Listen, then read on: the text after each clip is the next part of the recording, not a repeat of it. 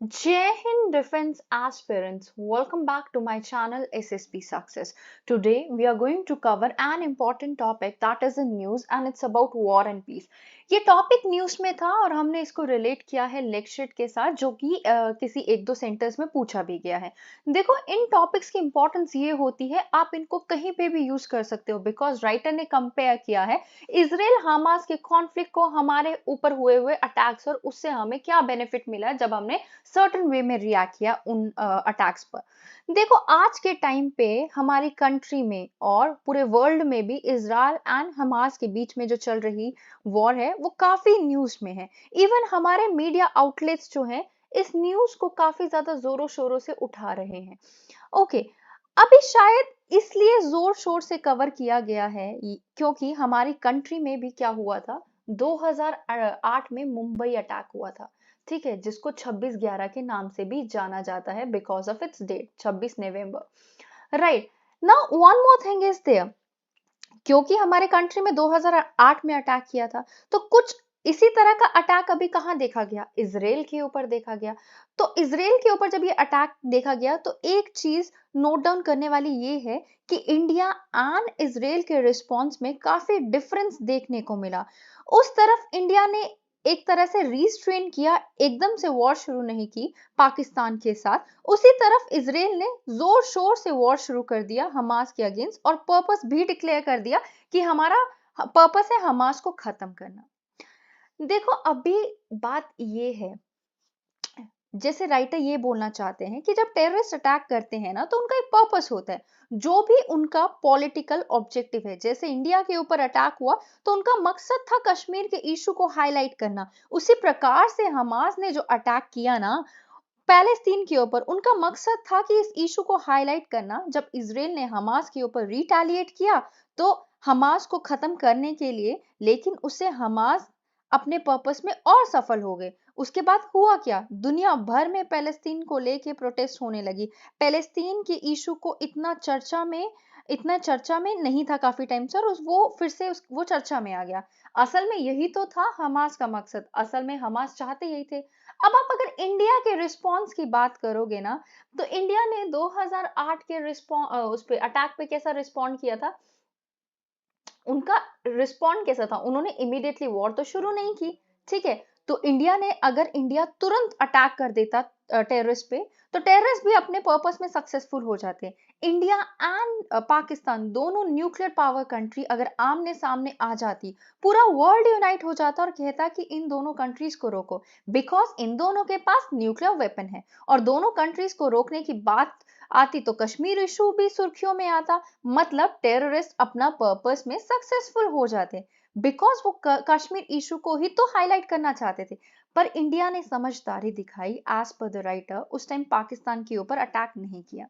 देखो एक ये है थॉमस फ्रेडमैन, जो क्या है, जो लिखते हैं किसके लिए, वो लिखते हैं न्यूयॉर्क टाइम्स के लिए लिखते हैं। और उन्होंने प्राइम मिनिस्टर मनमोहन जो उस टाइम पे प्राइम मिनिस्टर थे उनकी क्या की तारीफ की। और उन्होंने तारीफ करते हुए ये कहा कि उस समय मनमोहन सिंह ने रिस्ट्रेन रखा और पूरा वर्ल्ड डर रहा था कि इंडिया और पाकिस्तान के बीच में वॉर शुरू हो जाएगी, लेकिन ऐसा हुआ नहीं। उस टाइम के यूएस के प्रेसिडेंट ने भी इंडिया की तारीफ की थी, इंडिया एक रिस्पॉन्सिबल न्यूक्लियर वेपन वाली कंट्री है।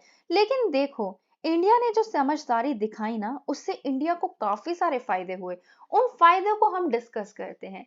सबसे पहली चीज, इंडिया ने जो समझदारी दिखा के जब रिएक्ट किया वो एक well thought out of strategy थी। सबसे पहली चीज अगर हम देखें, फर्स्ट ये है कि जो टेररिस्ट स्ट्राइक, इंडिया ने पाकिस्तान पर अटैक ना करके डिप्लोमेसी को एक्टिवली यूज करना शुरू किया पाकिस्तान को आइसोलेट कराने के लिए। और यूएसए के साथ रिलेशन हमारे और इंप्रूव होते गए। यूएसए में भी डिमांड उठने लगी किस चीज की, कि पाकिस्तान की मदद जो दी जा रही है उसको खत्म किया जाए। आज के जो प्रेसिडेंट है ना यूएसए के, जो बाइडेन, वो उस टाइम पे सेनेटर हुआ करते थे यूएस की कांग्रेस में। उन्होंने मांग उठाई कि पाकिस्तान तो टेररिज्म का साथ दे रहा है और उसको, पाकिस्तान को जो देने वाली मदद है उसको खत्म कीजिए। लेकिन यूएसए ने क्या किया, यूएसए ने मदद तो खत्म नहीं की, बट उसके साथ साथ यूएसए ने जो उनको मदद दी जा रही थी वो ट्रिपल, 3 गुना ज्यादा बढ़ा दी गई। अब 3 गुना ज्यादा बढ़ा दी गई, लेकिन एक और एक कंडीशन रखी उन्होंने। ठीक है, उन्होंने ये बोला कि अभी देखो एक बिल पास किया गया, एक बिल पास किया गया और उस बिल का नाम था, मैं आपको बताती हूँ हाईलाइट करके, उस बिल का नाम था आपका हाँ, उस बिल का नाम था केरी, जस्ट अ सेकेंड, ओके, हाँ यहाँ पे है देखो। तो यूएसए ने क्या किया, एक बिल पास किया सेनेट में जिसका नाम था केरी लुगार बिल। अब केरी लुगार बिल के हिसाब से क्या हुआ कि जो मदद दी जा रही थी पाकिस्तान को वो ट्रिपल कर दी गई, यानी $400 मिलियन से 1.5 बिलियन एनुअली कर दी गई फॉर द नेक्स्ट 5 इयर्स। लेकिन उसके साथ साथ एक ऐसा क्लॉज जोड़ा गया जिससे पाकिस्तान की बहुत बेइज्जती हुई कि पाकिस्तान को सपोर्ट तभी मिलेगी जब पाकिस्तान टेररिस्ट को सपोर्ट करना बंद करेगा। धीरे धीरे पाकिस्तान के ऊपर टेररिस्ट कंट्री का स्टैंप लगता गया। ऐसा देश जो टेररिस्ट को सपोर्ट करता है, इन्वेस्टमेंट कम हो गई। और दूसरी तरफ क्या हुआ, इंडिया में इन्वेस्टमेंट आने लगी, इंडिया एक स्टेबल कंट्री बन गया। अगर इंडिया वॉर कर देता ना उस टाइम पर, तो इंडिया में फाइनेंशियल क्राइसिस ऑलरेडी चल रहे थे, हमारी स्टॉक मार्केट हम ऑलरेडी गिर रही थी, तो इंडिया को भारी नुकसान होता। तो धीरे धीरे अब क्या हुआ, पाकिस्तान जहां पे एक फेल्ड कंट्री बनने की तादार पर है, इकोनॉमिक सिचुएशन पाकिस्तान की बहुत ज्यादा खराब है, रिलेशन मेजर कंट्रीज के साथ अब अच्छे नहीं है, most of the countries Pakistan के रेडिकलिज्म को लेके बहुत परेशान है। दूसरी तरफ अगर आप इंडिया की बात करोगे ना, तो इंडिया हमारी क्या कैसी है, इंडिया एक $3 ट्रिलियन इकोनॉमी बन चुकी है। ठीक है, जहां पे पाकिस्तान में इकोनॉमिक डिफिकल्टीज देखी जा रही है। ठीक है, इंडिया की आज रिस्पेक्ट है, बट वो देखो इजराइल की तरफ से वो समझदारी नहीं दिखाई गई। अगर इजराइल के पीएम नेतान्याहू काफी अभी एग्रेसिव मोड में दिख रहे हैं, बट पूरी तरह से इजराइल हमास को खत्म कर देगा उनको ऐसा लग रहा है। देखो इतना आसान नहीं है। जिस सोच के चलते हमास का फॉर्मेशन किया गया, हमास खत्म हुआ तो और कोई एक और ग्रुपिंग खड़ी हो जाएगी, तो इजराइल को कितना नुकसान होगा इस वॉर से, ये इजराइल को सोचना चाहिए। लास्ट में राइटर बालाकोट स्ट्राइक के बारे में भी बात करते हैं। लास्ट में बालाकोट स्ट्राइक के बारे में क्या बात की जाती है, अब देखो मैं आपको बताती हूँ कहाँ से। हाँ, अभी अगर हम बालाकोट स्ट्राइक की बात करें, आपको बिगनर्स को पहले मैं बता दूं, 2019 में पुलवामा अटैक हुआ था, हमारे 40 सीआरपीएफ के जवान शहीद हो गए। तो इसके जो जवाब में इंडिया ने पाकिस्तान के बालाकोट में एयर स्ट्राइक कर दी टेरर कैंप्स के ऊपर। तो राइटर बालाकोट एयर स्ट्राइक की भी तारीफ करते हैं और कहते हैं कि इंडिया एंड पाकिस्तान में जो बेसिकली क्या है, इंडिया एंड पाकिस्तान में 2019 आते आते काफी डिफरेंसेस आ चुके हैं, हमारी इकोनॉमी में, हमारी मिलिट्री की कंपैरेटिवली काफी स्ट्रांग है, पाकिस्तान के मिलिट्री के कंपैरेटिवली हमारी मिलिट्री काफी स्ट्रांग है।